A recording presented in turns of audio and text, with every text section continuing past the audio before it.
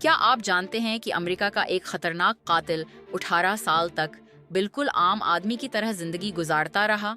डिंस reader, जो बीटीके colour के नाम से मशहूर है, दिन में शहर का कंप्लायंस ऑफिसर था और रात को लोगों का कातिल। 1974 से 1991 तक उसने 10 लोगों को बेदर्दी से कत्ल किया। सबसे हैरान कन बात ये थी कि वो अखबारात को खुतूत लिखता था, जिसमें अपने जराइम की तफसीलात और पुलिस को चढ़ाने वाली शायरी होती थी। वो बीवी बच्चों वाला आम आदमी लगता था, चर्च में फाल रहता था। उसकी गिरफ्तारी की कहानी भी दिलचस्प है। उसने खुद पुलिस से पूछा कि क्या फ्लॉपी डिस्क को ट्रेस किया जा सकता है। पुलिस ने झूठ बोला कि नहीं। उसने डिस्क भेजी जिसमें चर्च कंप्यूटर का डेटा था। बस यहीं उसका खेल खत्म हो गया।